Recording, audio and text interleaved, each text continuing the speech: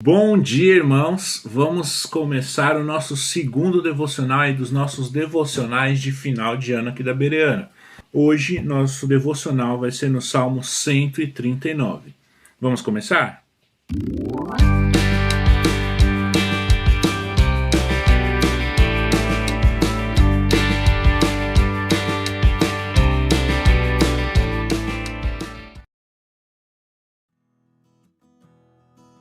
Os irmãos já pararam para pensar como os inícios de nossas vidas, né, inícios de fase, inclusive inícios de ano, sempre geram em nós uma tensão muito grande?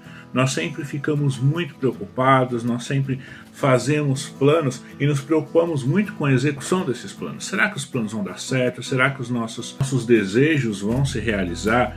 O que será que nós temos que fazer? Quais atitudes devemos tomar para que as coisas caminhem de uma forma boa, de uma forma agradável? O Salmo 139 tem algumas coisas muito legais para nos ensinar a respeito disso. É um salmo de Davi, em que Davi se maravilha com a grandeza do Senhor e como o Senhor age na vida dele, e acima de tudo, como o próprio ser humano deve reagir diante da grandeza do Senhor.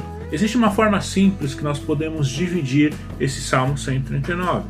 Nós podemos pensar que o Salmo primeiro fala sobre a onisciência de Deus, depois sobre a onipresença de Deus, depois apresenta Deus como Criador e por fim apresenta Deus como um Deus Santo. Em cada uma dessas partes, o salmista ele vai apresentar algum atributo de Deus, muito embora não apresente isso de forma doutrinária, mas sim apresente de uma maneira devocional, de uma sentença de adoração.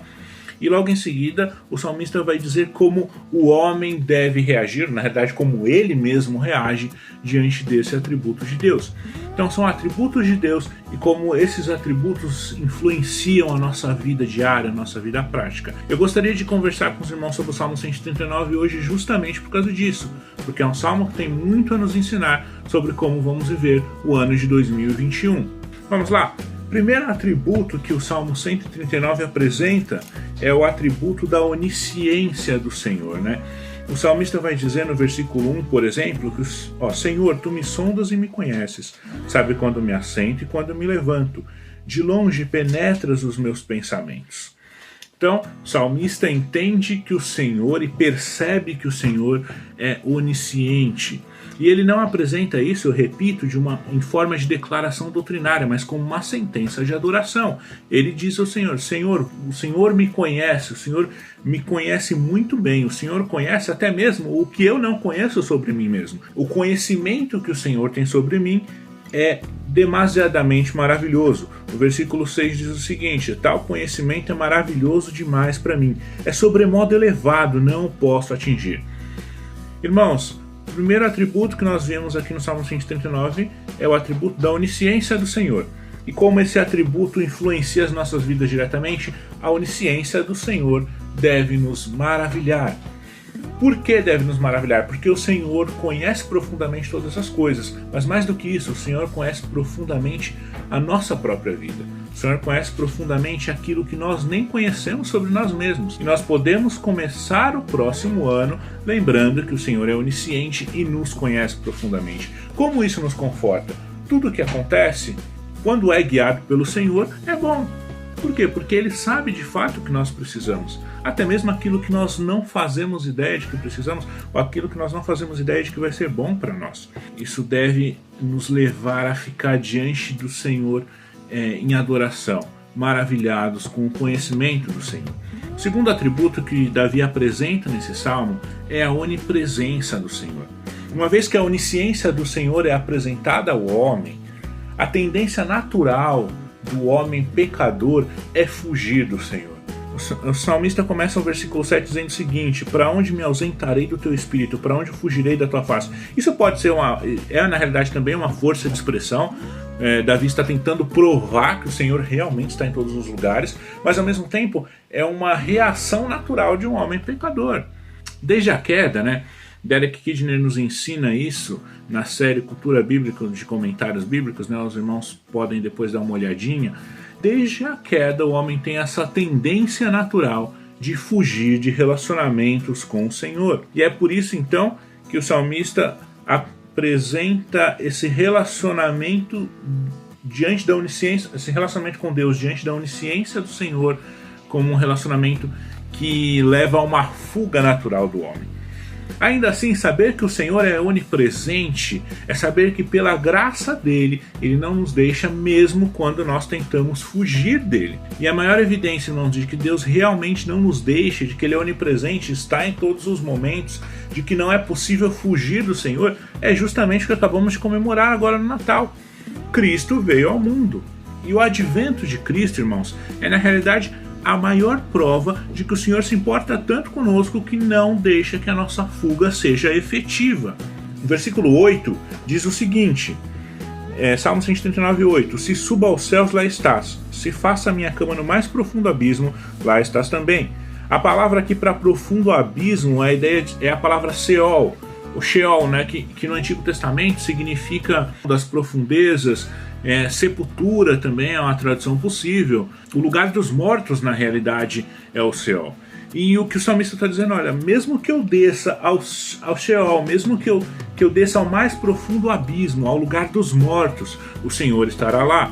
Atos 2 vai nos dizer que o Senhor desceu a esse lugar dos mortos, desceu às profundezas em nosso lugar, e o Sheol não pôde conter o Senhor. Derek Kidner nos ensina aqui, comentando esse texto, em Cristo, o lugar das profundezas, em Cristo, o lugar dos mortos, para nós, se tornou o paraíso. Para aqueles que estão em Cristo, a morte não é mais separação de Deus, mas é estar na presença de Deus. E é por isso que o salmista diz, ainda que eu desça ao mais profundo abismo, ainda que eu chegue ao lugar dos mortos, o Senhor estará lá. Essa certeza da onipresença do Senhor deve guiar os nossos caminhos ao longo de 2021.